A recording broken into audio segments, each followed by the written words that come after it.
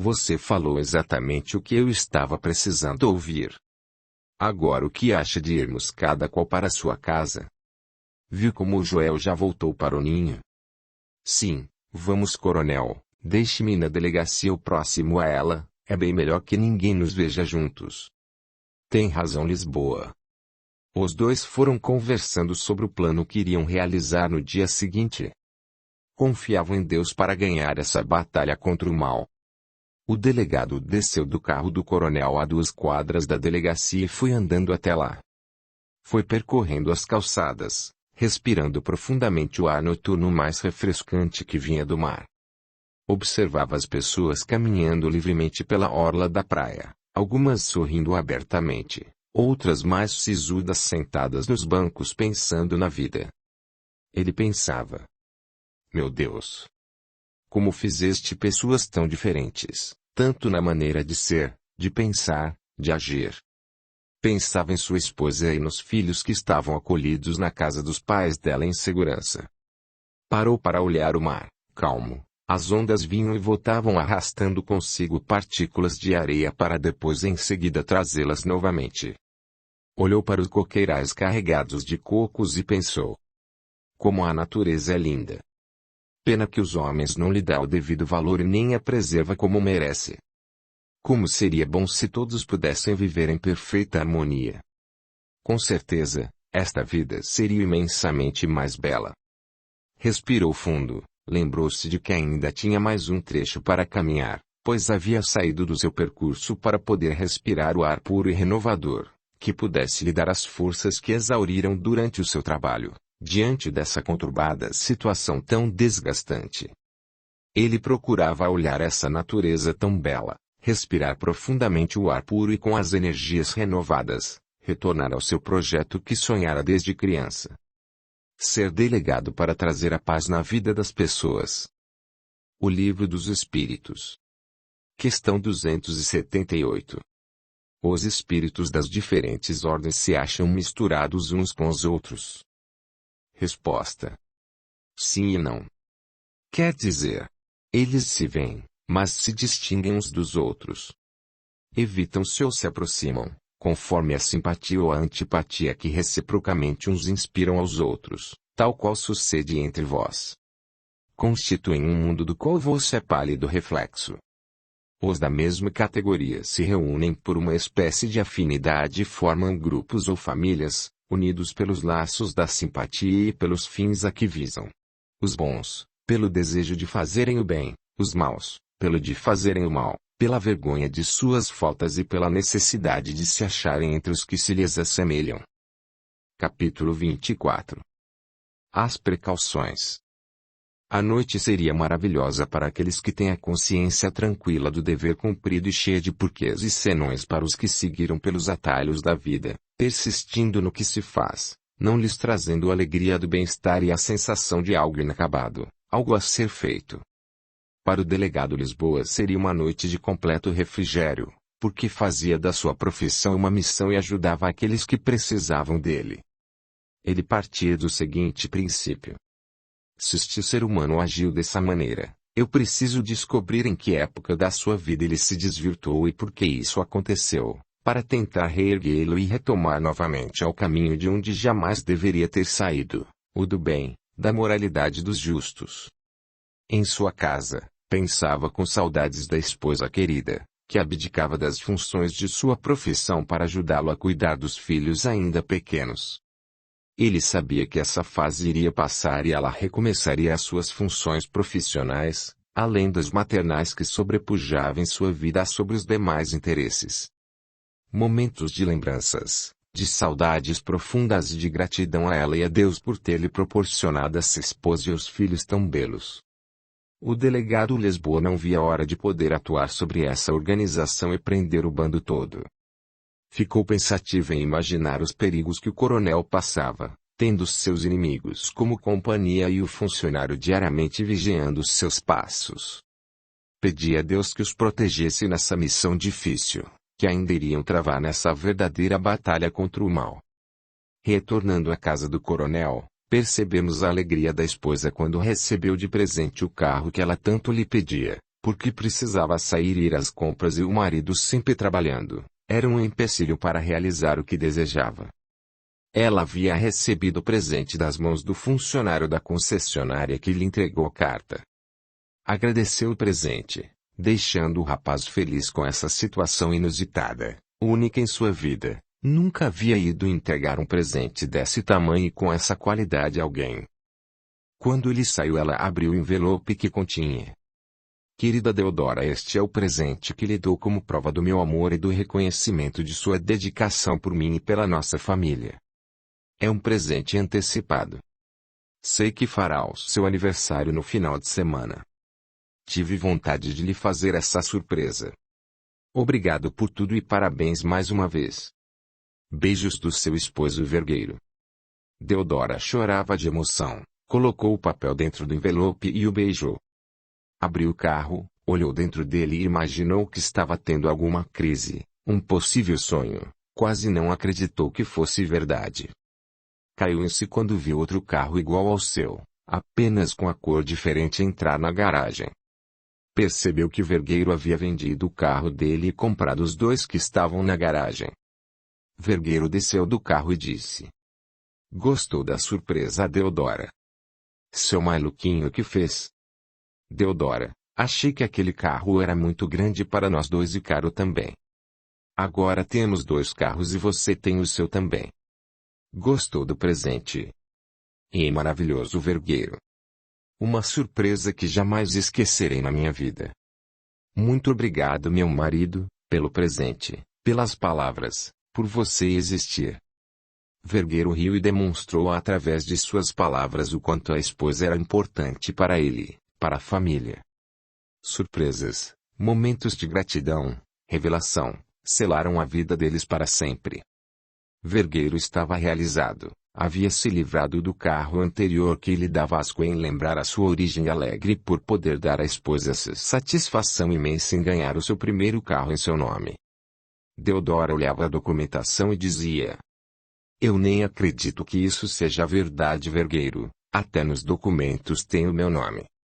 É seu, Deodora, tem que ter o seu nome. Ela chegou perto do marido e falou: Vergueiro, eu nunca imaginei que nesta fase da nossa vida você fosse capaz de me fazer uma surpresa desse porte. Nossos filhos nem vão acreditar no que você fez. Eu lhe agradeço, saiba que é o melhor marido e pai que existe no mundo todo. Os dois estavam emocionados com as trocas de elogios e juras de amor. Deodora falou: Precisamos comemorar essa ocasião. Deixemos para comemorar no sábado, que é o seu aniversário. Aí reuniremos os filhos, os netos, as noras e faremos um brinde especial. Podemos deixar essa grande festa para o sábado, mas hoje brindaremos só nós dois. Pena que o jantar não é especial para comemorações, mas assim mesmo brindaremos pela nossa saúde, pela nossa felicidade, pelos filhos, pela vida. Assim fizeram de um jantar comum uma ceia onde brindaram a tudo que lhes era mais caro, a paz e a harmonia familiar. Era o que mais desejavam. Tinham os seus anseios não como nos velhos tempos, porém dignamente esperariam que Deus lhes desse muitos anos juntos para que completasse essa união com o que mais desejavam. Serem felizes, fazerem os outros felizes.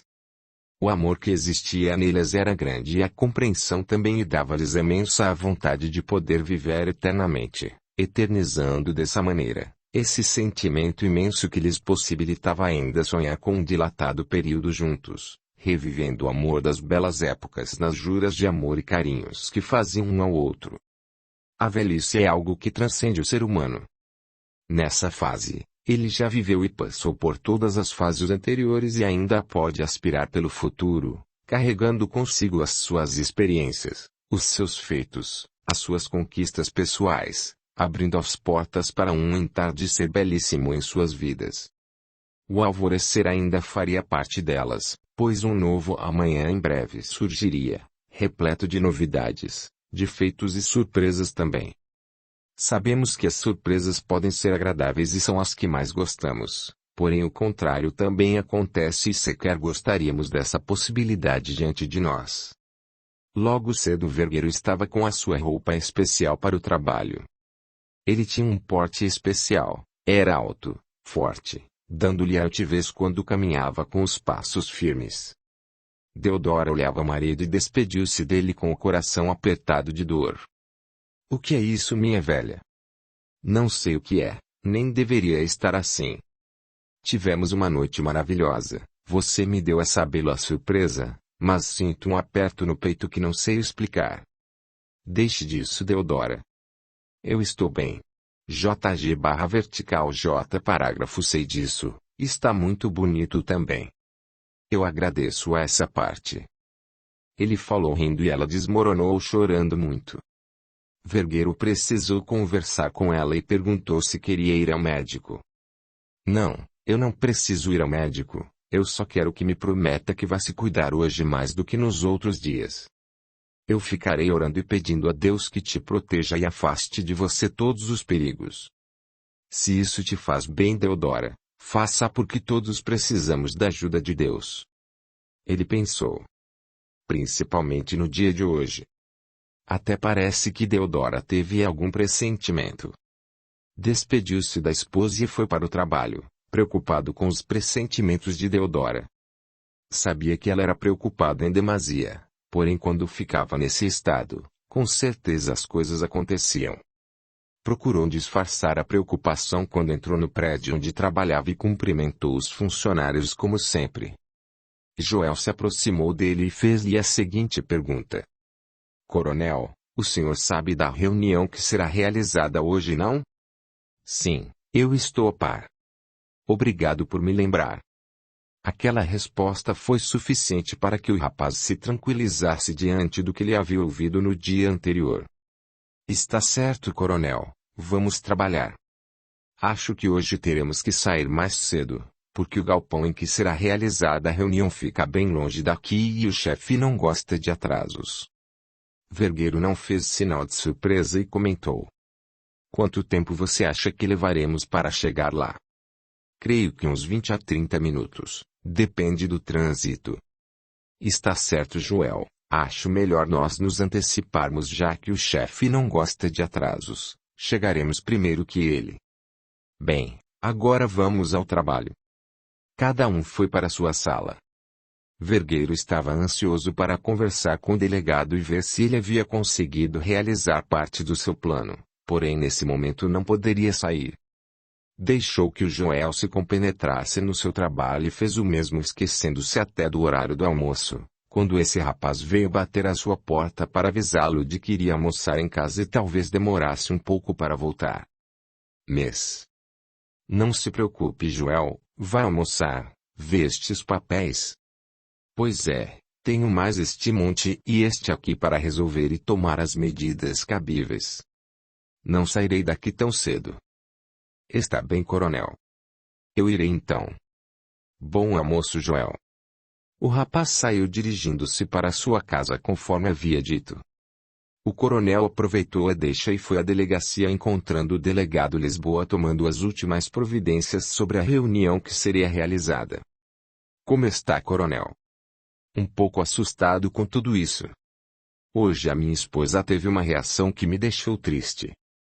Sei que quando ela tem os seus pressentimentos, algo não sai conforme o que imaginamos. Temo pelo que venha a acontecer.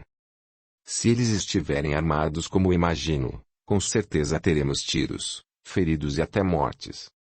Calma, coronel, o mal não pode vencer o bem. Não há conquista sem que haja lutas. Também sei disso, Lisboa, vamos fazer uma retrospectiva do nosso plano.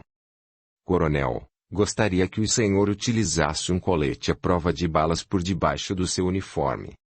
Eu usarei o meu assim como todos os que entrarem em contato com esses traficantes. Creio que a preocupação da sua esposa não tem fundamento. Lisboa levantou e pegou 2 coletes, um para ele e o outro deu para o coronel. Ele disse. Obrigado, Lisboa, eu tenho o meu guardado lá em minha sala. Não se esqueça de usá-lo. Lembre-se das preocupações da sua esposa. Lisboa, vocês precisam chegar lá sem atrasos, porque de acordo com o Joel, o chefe não admite atrasos. Está certo, coronel, Eu e o Dirceu já arquitetamos como devemos fazer para entrar lá antes de todos vocês. Você acha que isso seja possível? Deixe conosco, faça a sua parte que nós faremos a nossa. Ponto. Está bem, delegado, seja o que Deus quiser. Não se esqueça do colete, ele te ajudará. Com certeza você será o primeiro alvo deles se tiver trocas de tiros. Não me esquecerei. Lembrarei de Deodora e irei armado também. Isso, já que estamos numa guerra, todo cuidado é pouco. Se precavenha, por favor. Sim, delegado Lisboa, até lá. Até lá, coronel. Lembre-se dos cuidados que lhe falei. Tenha a certeza de que não me esquecerei das suas palavras, amigo. O coronel almoçou em sua casa, pegou o material que precisava que tinha em sua posse, despediu de sua esposa que estava mais tranquila que no período da manhã, porém insistiu muito que lhe tomasse cuidado. Vergueiro colocou os materiais de defesa em seu carro e voltou ao seu posto de trabalho. Realizou todas as tarefas que havia proposto. Fechou a porta de sua sala e colocou o colete que lhe protegeria, pegou armas carregando-as e guardando-as em local seguro em seu corpo, saiu direcionando-se ao galpão. Viu o carro de Joel estacionado e procurou estacionar ao lado do carro dele. Ainda tinha mais 5 minutos para o início da reunião. Pensou em Lisboa, em Dirceu, se eles haviam conseguido realizar os seus planos. Pediu muito a Deus que os protegesse, assim como protegesse a vida dele. Ele queria que a sua família sentisse orgulho dele enquanto vive e não depois de morto. Abriu a porta do carro, saiu e andou pelo longo corredor até entrar por uma porta estreita. Sentou no começo da sala, perto da porta, percebeu que os demais participantes estavam sentados esperando pelo início da reunião. As cadeiras estavam dispostas em círculo e o chefe Horácio estava entre eles usando um chapéu e óculos escuros para não ser reconhecido, porém o coronel o achou logo que entrou no imenso salão. Olhou para os lados e nada percebeu de diferente naquele ambiente. Uma tensão tomou parte do seu ser. Ele pensou: será que o Lisboa não conseguiu chegar antes do início da entrada desse pessoal? Bem, se ele não conseguiu entrar antes, como é que vai fazer para entrar depois? Vergueiro estava tenso e preocupado pelo plano ter ido água abaixo.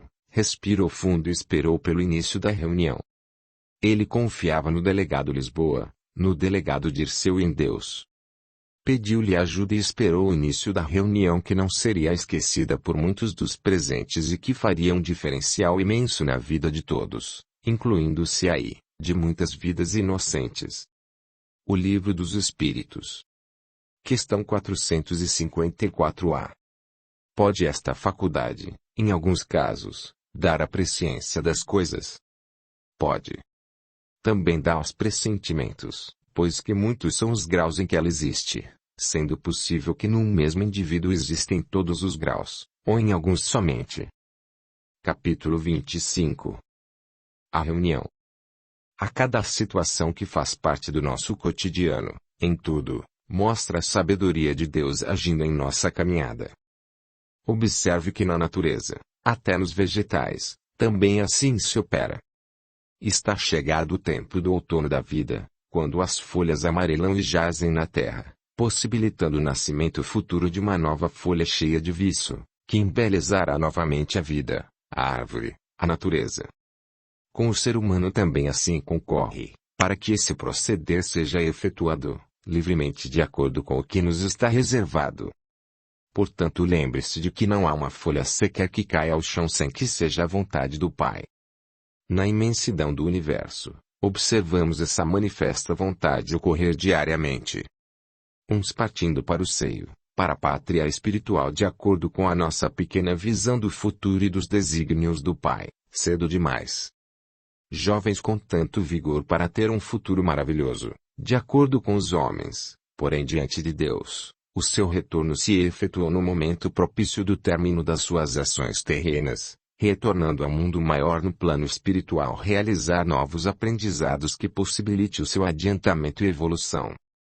Uns partindo para o mundo dos espíritos em tenra idade, com a certeza de que expirou o prazo de sua vida terrena, que cumpriu o seu curto espaço de tempo previsto na programação reencarnatória, nada mais tinha a fazer aqui, portanto a sua presença seria mais eficaz no meio em que pudesse evoluir como espírito que somos. Nunca se esqueça, amigo leitor, de que somos espíritos encarnados, caminhando nesta terra para que possamos evoluir, tirar tudo o que nos permite o atraso moral, o orgulho, o egoísmo, a ostentação, a vaidade, o ciúme, ao passo que a humildade, a benevolência, entre outros belos aspectos, nos aproximam de Deus. Que esta reencarnação possa ser um marco iluminado para todos os viventes no aspecto da aproximação espiritual, no quesito evolução moral, consequentemente espiritual de cada um.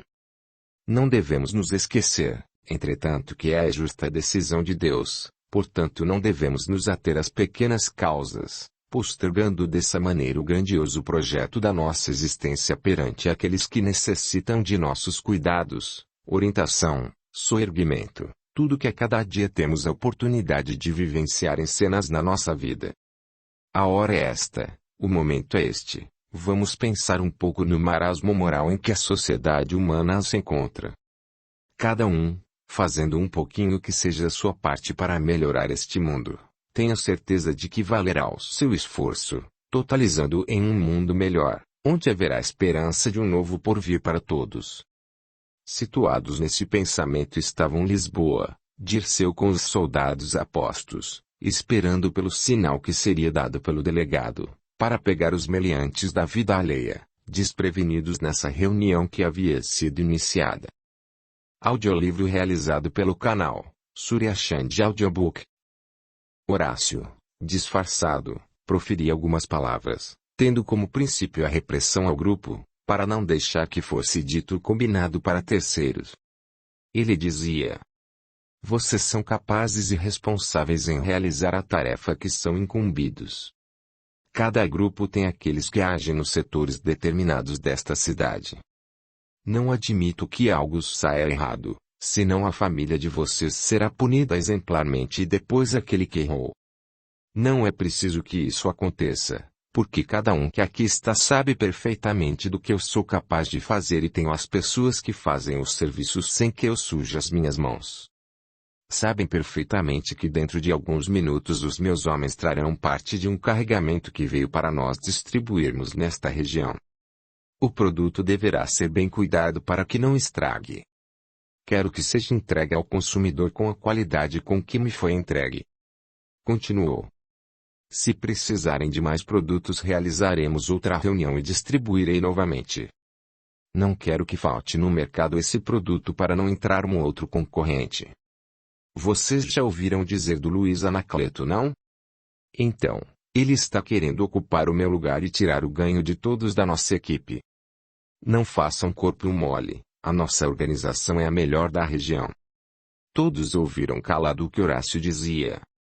A novidade para o delegado Lisboa, o delegado Dirceu e principalmente para o coronel era saber que o Luiz Anacleto estava envolvido com essa trama toda. Seria mais um trabalho pela frente. Vergueiro pensava: isto aqui está me parecendo uma quadrilha querendo ocupar o posto da outra. Uma serpente querendo engolir a outra, que horror. Um apito foi ouvido no ar, Horácio falou. São eles. Retornou o barulho do apito que trazia dependurado no pescoço e deu sinal para que entrassem. Para surpresa geral, inclusive de Vergueiro, não era o carregamento que entrava e sim a tropa de soldados que em pouco tempo dominou todos os presentes sem que fosse dado um único tiro sequer. Os delegados mobilizaram todos os policiais da região e gravaram o depoimento de Horácio, assim como filmaram um a um que ali estava presente. Os policiais algemaram um a um que foram levados ao departamento da Polícia Federal que os estava auxiliando nessa tarefa. Quanto ao carregamento. Os delegados agiram rapidamente, assim que eles chegaram estavam esperando no momento certo para entrar. Com as pessoas presas, o delegado soube a senha para entrar no galpão e assim aconteceu o desmanche dessa quadrilha não de bancos e sim de vidas. De famílias. Eles roubavam o que havia de mais sagrado, a vida dos filhos, a saúde, trazendo prejuízos incalculáveis para cada um dos envolvidos e para os seus familiares. Com a equipe maior presa, os outros funcionários dessa organização se desestabilizaram e teriam que trabalhar honestamente para adquirir o salário modesto.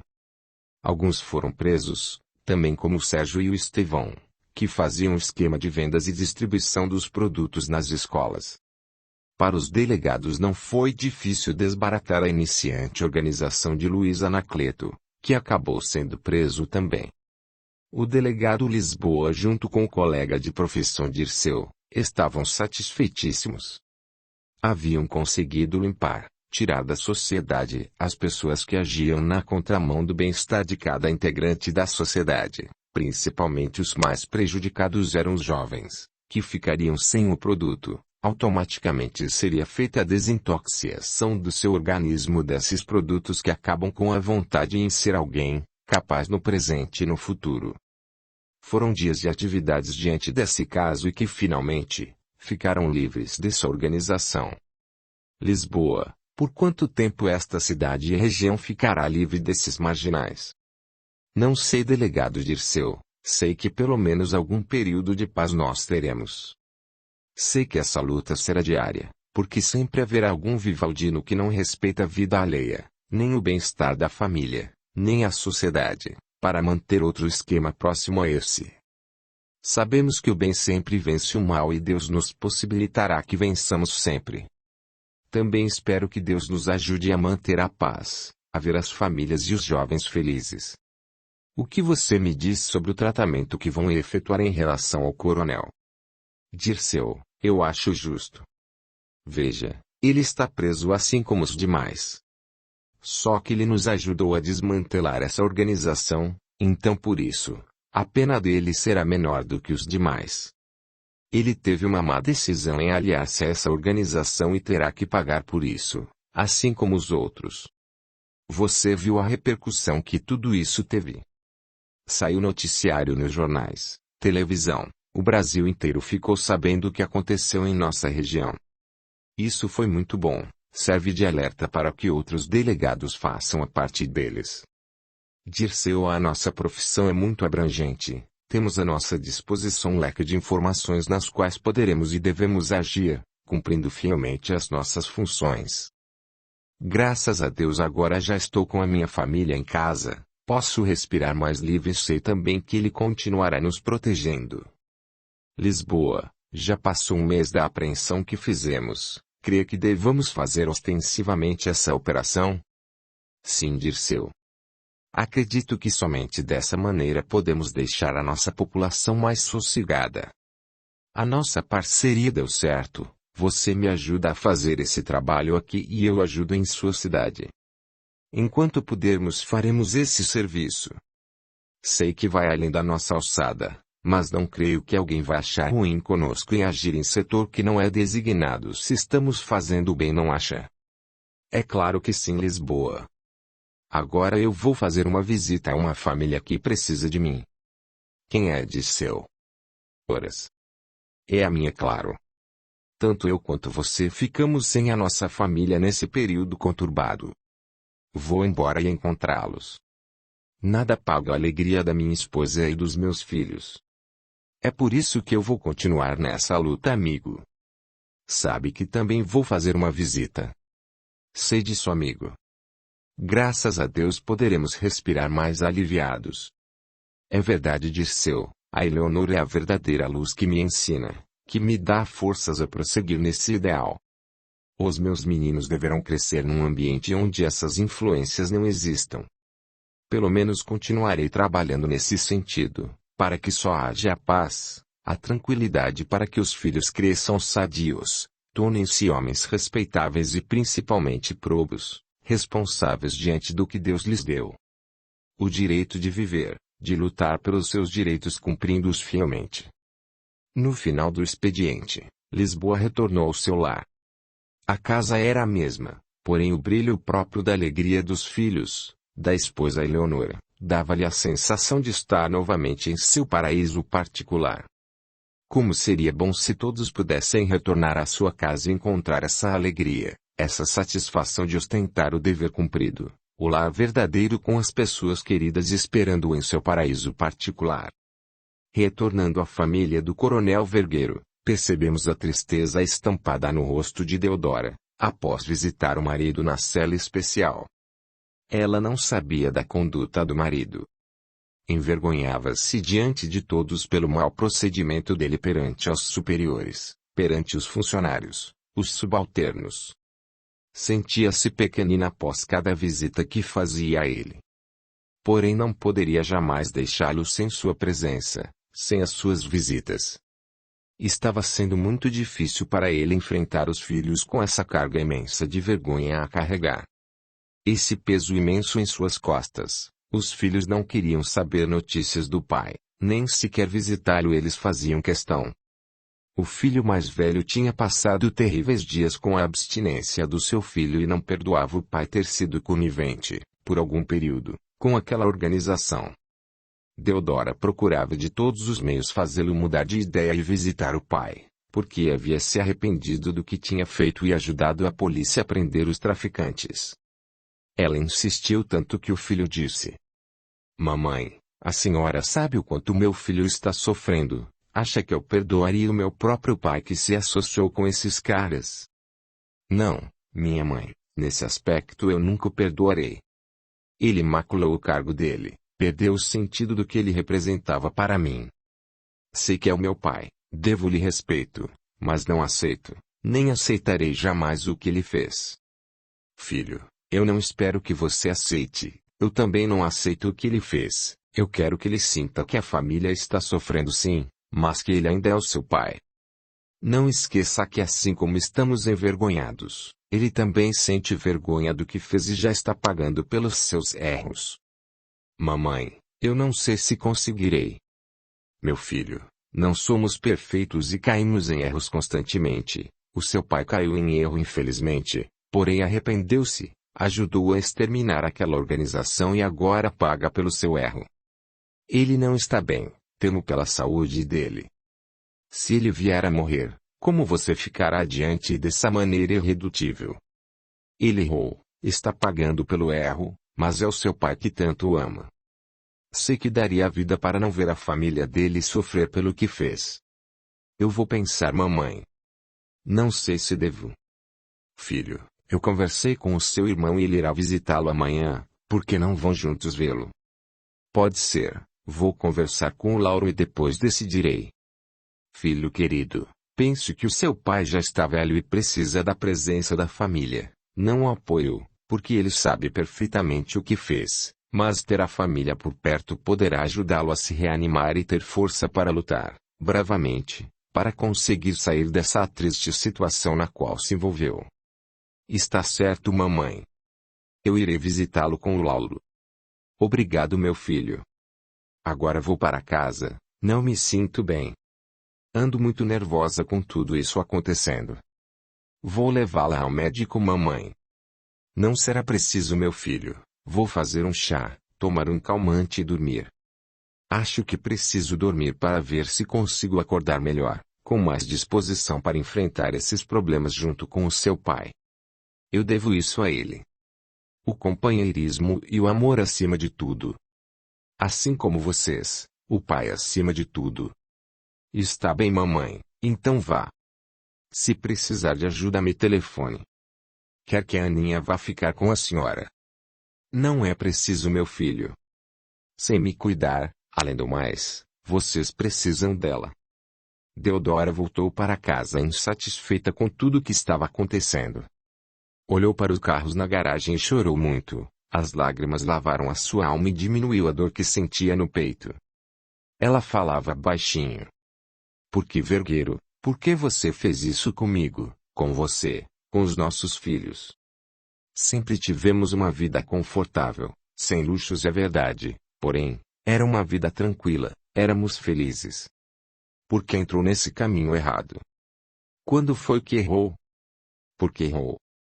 Não precisava ter trazido para casa aquele carro de luxo. Você não foi feliz com ele porque se lembrava dos erros, então trocou por estes dois. De que valem estes carros? Para mim perdeu totalmente o valor. Não faz sentido tê-los em casa se você não está aqui comigo. Deodora estava tão arrasada e ficava pior a cada visita que fazia ao marido. Ele seria julgado em breve, assim como os demais. A sua dor seria ainda pior. Ela quase não se alimentava direito. A casa lhe parecia imensa sem o esposo e companheiro de tantos anos. Fez o chá preferido e tomou o calmante prescrito pelo médico da família. Não quis se alimentar novamente, ela só queria dormir e esquecer o que estava passando. Queria acordar e perceber que tudo o que estava passando era um imenso pesadelo. Deitou na cama, passou a mão no travesseiro do esposo e chorou novamente por tudo o que estava vivendo, como era a vida deles antes dessa tragédia se abater sobre a sua família. Chorou tanto que acabou adormecendo, não queria mais acordar, a carga que ela estava carregando estava demasiada. Queria dormir por muitos dias, só acordar quando esse pesadelo estivesse acabado e tivesse o marido ao seu lado. O Livro dos Espíritos. Questão 578. Poderá o espírito, por própria culpa, falir na sua missão? Resposta. Sim, se não for um espírito superior. Que consequências lhe advirão da sua falência? Terá que retomar a tarefa, essa sua punição. Também sofrerá as consequências do mal que haja causado. Capítulo 26. O retorno, o auxílio. A noite seria para Deodora, cheia de pesadelos, não conseguia conciliar direito o sono, nem com o uso dos calmantes que havia ingerido. Quanto mais queria dormir, mais nervosa ficava, de repente tudo escureceu ao seu redor e ela não se lembrava de mais nada. Apenas uma sensação esquisita que não sabia o que estava acontecendo com ela. Sentia ao seu lado a presença de pessoas, algumas conhecidas, outras não. Via cenas da sua vida, feliz ao lado do esposo, dos filhos, depois se sentiu fora do corpo flutuando no espaço do quarto. Viu seu corpo na cama e ao mesmo tempo via-se flutuar, como poderia estar acontecendo isso? De repente uma mão amiga pegou a sua e levou-a para longe dali. Não estava entendendo o que estava acontecendo, queria gritar e não podia, queria voltar ao corpo e não conseguia. Viu-se envolvida em uma imensa luz que quase a cegou momentaneamente e percebeu que estava sendo levada a um quarto de hospital. Era um hospital diferente dos que havia visto antes. Havia muitos leitos em um amplo salão e cada doente recebia os cuidados de uma pessoa que o auxiliava. Deodora ficou no leito e perguntou ao rapaz quem havia ajudado até então, segurando em sua mão. Quem é você, jovem? Eu sou Aristides. Onde estou? Você está em um departamento de recuperação. Por que este hospital é tão diferente dos que eu já vi? É porque você está no hospital do mundo dos espíritos. Deodora levou um susto e falou. Eu morri? Aristides sorriu e falou. O que te pareces? Se estou em um hospital espírita e não terreno porque eu morri, quero voltar para a terra agora, por favor me leve de volta. Para que, Deodora? Aquele corpo já está entrando em decomposição. Você não precisa mais dele. Você cumpriu o seu período terreno e retornou ao lugar de onde saiu. Você está livre dos sofrimentos, das angustias pelas quais passou. Aristides, eu morri de quê? Deodora, você teve falência do seu órgão responsável em bombear o sangue ao seu corpo. Os calmantes que tomou nem chegaram a fazer efeito. Nós bloqueamos o efeito deles para não aumentar o seu sofrimento deste lado. Sabíamos que era chegada a sua hora, então ficamos de plantão, protegendo-a durante esse período. Por Deus, Aristides, eu pensei que tivesse me matado devido aos calmantes que tomei. Deodora. Se isso tivesse acontecido, você não estaria aqui neste departamento de recuperação, onde observa existir paz entre todos. A sua situação seria bem pior, ou seja, imensuravelmente pior, se você tivesse cometido um suicídio, mesmo involuntário, mas seria um suicídio. E o que acontece aos suicidas? Irmã Deodora, os seus tormentos se avolumam em quantidade e intensidade, torna-se devedora do que fez diante de Deus que lhe deu a vida. Diante disso não conseguimos ajudar, pelo menos nesse primeiro período. A responsabilidade pelos erros aumentam em dimensão que o espírito se vê preso a tudo que o preocupa, ao corpo, às pessoas e não aceita a ajuda fraterna de nossa equipe, que tenta através das preces, trazê-los à razão e à lucidez. Credo Aristides, então os suicidas sofrem muito mais depois da morte do corpo e ninguém o ajuda? Quase isso. As equipes socorristas só conseguem ajudá-lo com êxito, quando ele começa a entender a palavra Deus, a sua força diante dos homens e clame pela sua ajuda. Aí sim, eles são recolhidos e levados para receber a ajuda adequada. Então eu fui ajudada por você, Aristides. É por isso que os remédios não faziam efeitos. Sim, Deodora, não queríamos que você tivesse maiores problemas. Afinal mereceu o nosso auxílio e seu último ato terreno foi tentar reaproximar os filhos do pai. Meu Deus! Como eles vão superar tudo isso? Não se preocupe, agora tome este remédio, durma tranquila, depois continuaremos esta conversa. Saiba que existe uma equipe nossa para ajudar os seus familiares e alvergueiro para suportar a sua passagem. Deodora dormiu e iria seguir no plano espiritual tudo que estava reservado a ela para progredir, incluindo fazer preces pelos que tinham ficado e demais atividades para sua nova condição em espírito, tão logo se recuperasse de sua amena perturbação. Para os filhos, a passagem de Deodora foi acompanhada de uma dor ainda maior. Eles acreditavam que a mãe não aguentou passar pelos dissabores pelos quais estava vivendo. Vergueiro chorou muito a morte da esposa e se punia dia a dia pelo que tinha ocasionado nela e nos filhos, que tentavam estrategicamente amenizar o seu sofrimento. Os filhos sabiam que os pais eram muito unidos e temiam que ele não suportasse ficar sem ela. Desta forma, procuravam compensar a ausência da mãe com as constantes visitas que faziam a ele. O dia do julgamento chegou e Vergueiro obteve a sua sentença com dignidade e calma. Falou aos filhos e ao delegado Lisboa o que frequentemente falava. O meu julgamento e sentença aconteceu depois que Deodora morreu. Isto para mim não significa nada.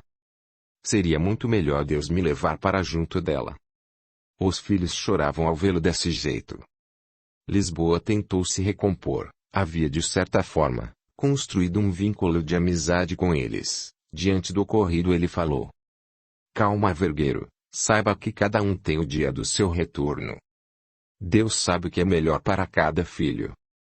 Eu levarei para você livros para que leia e entenda melhor sobre o que acontece com a morte do corpo, para onde vai o espírito, porque estamos nesta terra, as consequências dos nossos atos e muitos outros assuntos necessários para todos saberem. Assim as passagens da vida não ficam tão dolorosas. Eu sei que fui culpado pela morte da Deodora, Lisboa. Quem poderá saber, é só o Pai, que tudo sabe, tudo vê. Quem poderia dizer se ela tinha algum problema no coração antes? Ela já havia feito algum exame? Não. Ela nunca foi ao especialista do coração. Portanto, amigo, tire essa carga, esse peso da morte dela de suas costas, já não chega a pagar pelos seus erros. Os filhos ouviram o delegado falar com o pai e admitiam que ele estava certo. Quem poderia afirmar realmente o que aconteceu com a mãe seria somente Deus, embora o sofrimento talvez pudesse ter tido uma participação extra. Assim pensava Lauro. Durante esse período maior do sofrimento pelo qual os filhos e Vergueiro passaram, Deodora era mantida a maior parte do tempo dormindo e após esse período pior, ela já estando em plena posse de sua consciência, começou a se preparar para trabalhar no plano maior junto aos recém-chegados. Um trabalho de dedicação, de amor, de compreensão que tanto bem fazia aos assistidos. Na terra tudo caminhava conforme os desígnios de Deus. Vergueiro ia assimilando as reais verdades que precisava saber e ia aceitando tudo o que aconteceu com Deodora com mais resignação, paciência e conforto, através das palavras que Lisboa lhe dava. Ele era um espírita convicto e procurava dessa maneira nortear o caminho do coronel e dos filhos deles, Através da leitura e das perguntas que respondia com exatidão de acordo com os livros que norteiam a vida de todos embasados nos ensinos de Jesus e codificados nas obras de Allan Kardec. Uma nova visão eles possuíam acerca da vida, da passagem do homem na Terra e os conduzia a viver plenamente, esta oportuna ocasião de aqui estar, perdoar, ser feliz e redimir dos seus erros. O Livro dos Espíritos. Questão 730. Uma vez que a morte nos faz passar a uma vida melhor, nos livra dos males desta, sendo, pois, mais de desejar do que de temer, porque lhe tem o homem, instintivamente, tal horror, que ela lhe é sempre motivo de apreensão. Resposta.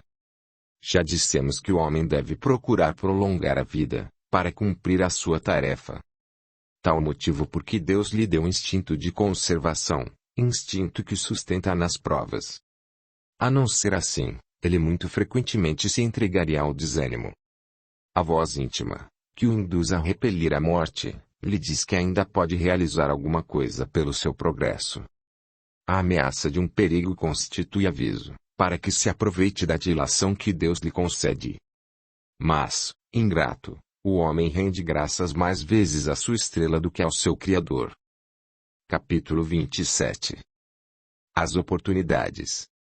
Anos passaram na vida de todos. Reportamo-nos a Carlos, que terminava o curso pretendido na faculdade.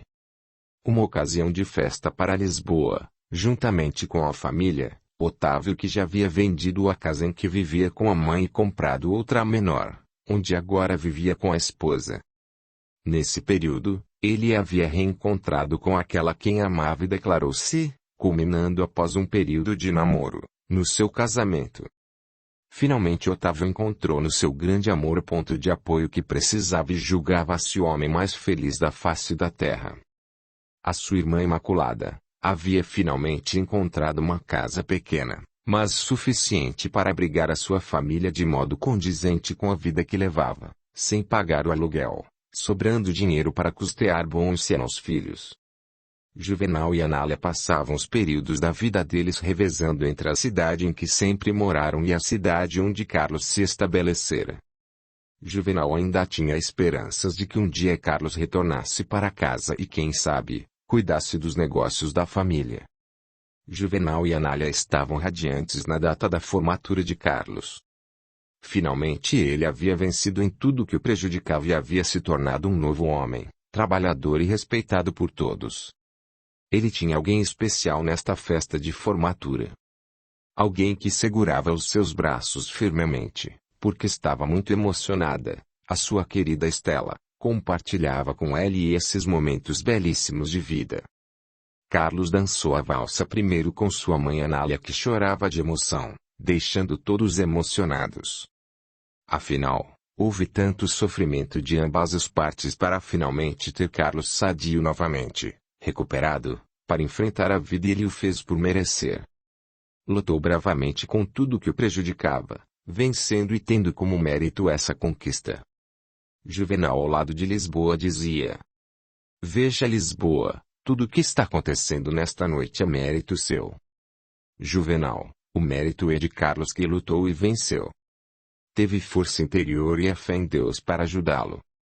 É sim Lisboa e você ajudando-o a conquistar tudo isso." Todos se regozijavam em poder ver essa cena belíssima de Carlos dançando com a mãe. Depois convidaram as outras pessoas para dançarem com os formandos. Lisboa foi na pista de dança com Eleonora, Juvenal levou Estela e entregou a Carlos e ali dançou com Anália. Que belo quadro, amigo leitor! Vimos que o bem venceu o mal, que a amizade era algo que se conquista a cada dia e o amor também. Estela está apaixonada por Carlos e pretendiam se casar em breve.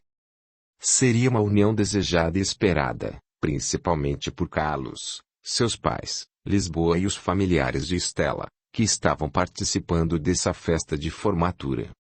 Esse seria o ponto culminante para que Carlos chegasse, onde um dia, havia idealizado ver acontecer em sua vida.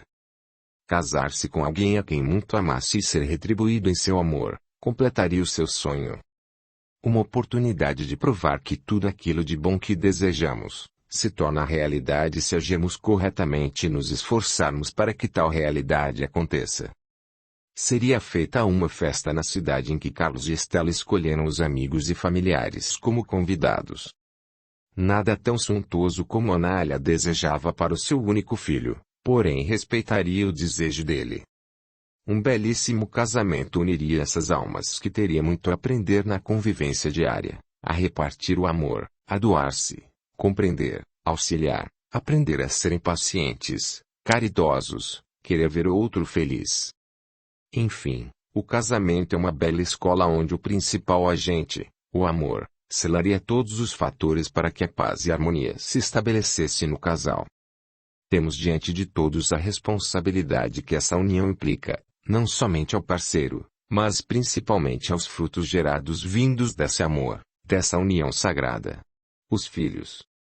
Eles serão profundamente responsáveis por essa alma bendita, que reencarnará no seio familiar para progredir e ajudá-los a progredir no aspecto humano, moral e espiritual. Filhos não são consequências do acaso e sim, responsabilidades sérias dos pais com esses espíritos que reencarnaram e necessitam do carinho, do amor, do encaminhamento sério que os faça se sentir seguros, também para caminhar por esta vida tão cheia de surpreendentes acontecimentos, uma vida repleta de amor, de paz. Para que esses elementos levem esse espírito a ser alguém respeitável, progressista, com base nas leis de Deus, na fé que o sustentará nas diversas ocasiões que a vida lhe proporcionará.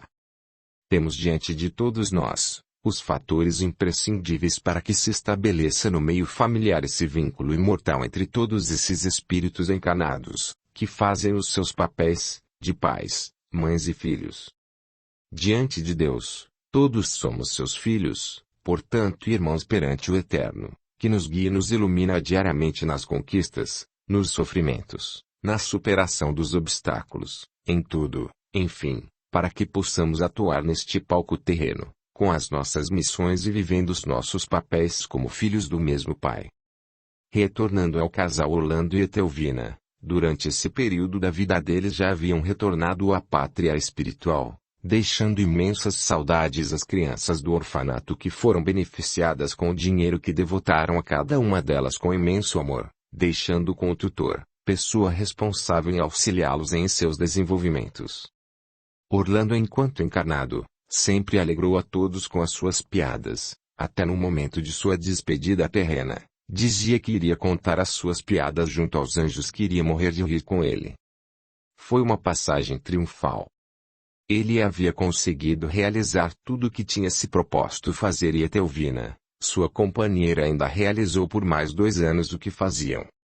Ela já estava bastante debilitada com a doença que a acometia e não existiam recursos médicos que possibilitassem reverter essa situação. Foi uma passagem tranquila onde encontrou com o seu grande amor Orlando junto aos demais espíritos amigos, dizendo: demorou em Etelvina, quase que desisti de esperá-la. Orlando continuava o mesmo, aliás, nós continuamos os mesmos quando passamos para outra fase, ou seja, a espiritual, ou a real. O atendimento a Etelvina havia sido perfeito. Ela já se encontrava aos cuidados dos espíritos que os encaminharam a respectivas salas, onde seria realizado os procedimentos para que ela se restabelecesse espiritualmente, retirando dela sensações desagradáveis que a doença havia impregnado em seu organismo. Teria dentre os abnegados companheiros de auxílio o seu imortal amor, Orlando, assistindo-a nos momentos de clareza, e a ajudaria nesse processo de restabelecimento de todas as suas faculdades. Esse casal deixou muitas saudades a Jorge, a Cecília, ao Sr. Andrade e a Emília. Durante os últimos dias de Etelvina, Jorge e Cecília estiveram juntos dela, auxiliando-a no que lhes era possível para acalentá-la e diminuir a sua dor. A bela presença de Joana, a filha de Jorge e Cecília, muito ajudou Etelvina. Ela era a afilhada do casal e muito querida por eles. Alan já possuía 6 anos e Joana estava perto dos 3 anos e meio. Os avós de Cecília haviam ficado novamente com Alan para que eles pudessem ajudar Etelvina nesse período tão difícil e contraditório em opiniões também, Porque cada um tem as suas crenças sobre o pós-morte do corpo e todos sabemos que irão se surpreender que continuam vivos no plano maior, mais que antes. O espírito enfim retorna ao seu verdadeiro mundo, livre do corpo que o prendeu parcialmente nesta terra, que nos possibilita aprender, fazer os nossos resgates pessoais e evoluir sempre.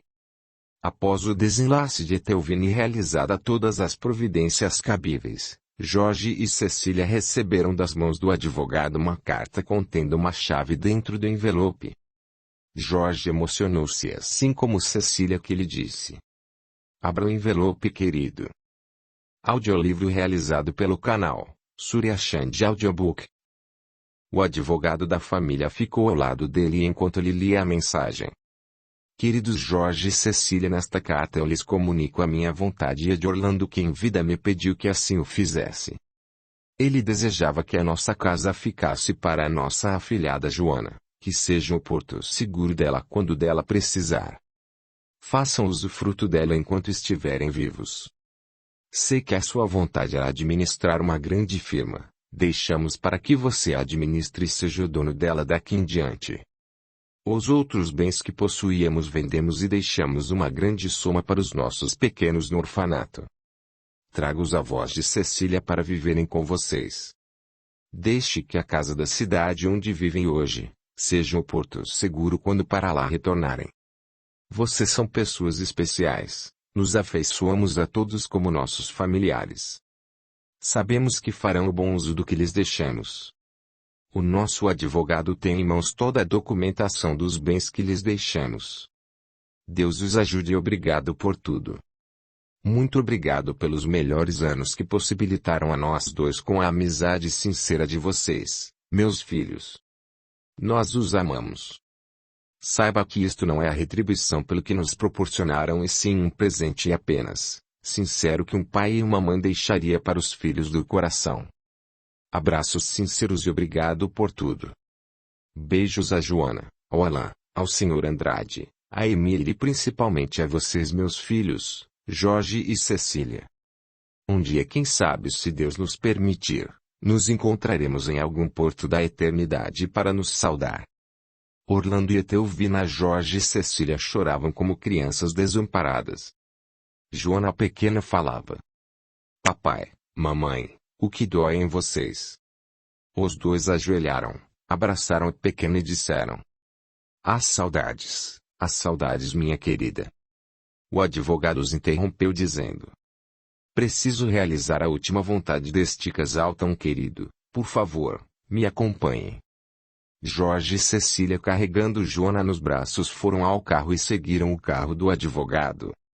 Estacionaram diante de um escritório onde ele entregou todos os documentos que davam ao casal amplos poderes sobre a casa e como dono da empresa de Orlando. "Doutor, acha que isto é certo?" "Sim, acho. Esta é a vontade deles e creio que ficaria muito felizes se aceitassem esse verdadeiro presente." "Eu não sei. Não entendo nada, não saberei administrar a empresa do Sr. Orlando." "Aprenderá, Jorge. Ele tem uma pessoa muito responsável que administrou durante este período da partida dele e da doença de Dona Etelvina. Ele o ajudará e se precisar de alguma coisa, estarei ao seu dispor." O Sr. Orlando confiava muito em mim, tanto é que me confiou que fizesse essa surpresa para vocês. Quando ele tinha alguma dúvida da parte jurídica, ele se aconselhava comigo. Entendo o que se passa na firma. Ela tem um grande capital e é firme no mercado. Eu lhe agradeço, Dr. Oscar, precisarei muito da sua ajuda. Não resta dúvida de que estarei sempre pedindo o seu palpite e os seus favores. Conte comigo, Jorge. Agora vou levá-los até a empresa e apresentá-lo como verdadeiro dono a partir de agora. Você, por favor, faça de conta que entende de tudo aquilo, depois conversaremos com o administrador separado. Se acha que é melhor assim?" Jorge e Cecília quase não acreditavam no que viam. Nunca haviam visto tantos funcionários, um galpão daquele tamanho. Percebeu que teria muito a aprender para poder comandar tanta gente em pouco tempo. Essa ideia dava-lhe arrepios só de pensar na possibilidade. Levar a empresa de Orlando adiante seria um desafio para ele, mas não recusaria esse presente, nem decepcionaria o senhor lá onde ele estivesse. Mal ele sabia que em espírito Orlando torcia muito que Jorge conseguisse vencer os seus medos. Sabia que ele era capaz de continuar a sua bela obra. Depois de melhor inteirados sobre a empresa, o advogado deu-lhe a chave da casa do casal, que eles conheciam bem porque já haviam passado bons finais de semana junto deles. Jorge e Cecília, de posse com toda a documentação, agradeceram ao advogado e iriam tomar as providências conforme o pedido de Orlando e Etelvina. Seria difícil para eles tomar essa decisão, porém decidiram seguir o conselho de Orlando. Não venderiam a casa deles, o Porto Seguro. A princípio, Jorge conversou com o seu patrão e tirou um afastamento a pedido dele, que serviria de certa maneira como uma precaução, caso não desse certo a sua experiência como administrador daquela grande empresa. Convenceu os avós que seguiram a viagem com eles para essa nova cidade, nova vida. Para Andrade e Emília, a vida não teria finalidade sem Jorge, Cecília, Alain e Joana por perto. Uma nova vida seria para todos, até para Emilene, a empregada do casal, que preferiu ficar na cidade do interior cuidando da casa dos avós e da casa de Jorge e Cecília, que retornariam algumas vezes durante o mês para lembrar-se dos bons períodos de suas vidas. Iniciariam a partir de então um novo período, rico em aprendizagens e onde tiveram o maior exemplo de bondade, de gratidão da parte desses amigos queridos, que após a viagem no navio, nunca mais se separaram. Foram separados pelas circunstâncias da vida, pela passagem para a vida espiritual. Gratidão, solidariedade são elementos que o ser humano nunca esquece, seja como encarnado ou como desencarnado. O Livro dos Espíritos. Questão 166. Como pode a alma, que não alcançou a perfeição durante a vida corpórea, acabar de depurar-se, sofrendo a prova de uma nova existência? Como realiza essa nova existência? Será pela sua transformação como espírito. Depurando-se, a alma indubitavelmente experimenta uma transformação, mas para isso necessária-lhe a prova da vida corporal. A alma passa então por muitas existências corporais. Sim, todos contamos muitas existências. Os que dizem o contrário pretendem manter-vos na ignorância em que eles próprios se encontram. Esse é o desejo deles. Parece resultar desse princípio que a alma, depois de haver deixado um corpo, toma outro, ou, então, que reencarna em novo corpo. E é assim que se deve entender? Evidentemente. Palavras do autor espiritual. Nesta história rica em fatos e mensagens, através dos personagens, podemos observar vários elementos que compõem a jornada de cada um. O amor maternal imensurável, o amor paternal, filial, fraterno diante daquele que sofre as agruras causadas e provocadas pelos agentes naturais, aqueles que buscamos e aqueles que provocamos com as nossas atitudes.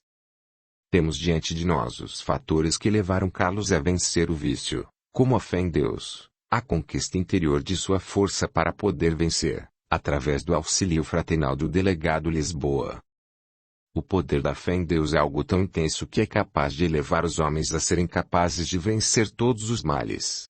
Os interiores destrutivos e os exteriores que ameaçam a vida dos humanos em suas mais diferentes formas e forças. Sabemos que a fé em Deus é uma conquista que devemos ter diariamente, na busca de agradecer a vida, torná-la melhor, mais agradável, vencer as dificuldades que possam abalá-la. Tudo é imprescindível para a harmonia do organismo, levando-o a progredir, inicialmente organicamente, depois moralmente e espiritualmente. Observamos que todo o sofrimento pelo qual o homem passa, muitas vezes, dependeu de suas próprias mãos. Esse fator desencadeante das sucessivas caídas e recaídas do ser humano é onde a vontade para vencer o mal sempre deve prevalecer. Temos nesta história muitos casos particulares, os quais vivenciamos em nosso dia a dia. Portanto, verificamos que a ocorrência desses fatores muitas vezes se assemelha em tudo e a ficção torna-se realidade para muitos. Neste romance, verificamos o amor vencer sobre todos os elementos destrutivos, fortalecendo os seres a lutar para tornarem-se vencedores. Que o seu porto seguro seja repleto de amor, de paz. Encontre a harmonia para prosseguir esta caminhada, rompendo todos os liames que o prendam aos resquícios dos quais devemos e já entendemos por que vencê-los. Encontre nesta história, um pouco em cada personagem, a força de vencer a si, as forças para progredir e superar-se. O amor de Deus se faça presente em seu coração, amigo leitor, que ele ressurja em cada um que fizer parte de sua caminhada. Deus o ilumine e que você encontre nele o seu porto seguro para lutar, viver, ser feliz. Abraços. João Manuel. Fim. Por favor, quem puder ajudar na compra de um computador, o link de doação está na descrição do vídeo, pode ser através de Pix ou PayPal. Falta pouco para atingir o objetivo. Gratidão. Este audiolivro representa uma contribuição do canal Surya Chand Audiobook, para aqueles que necessitam, como é o caso dos deficientes visuais, e como forma de acesso e divulgação para todos. Lembre-se de valorizar e reconhecer o trabalho do autor, adquirindo suas obras. Venha para o nosso grupo no Telegram e ouça audiolivros exclusivos que não são postados por aqui. Veja o link na descrição do vídeo. Gratidão.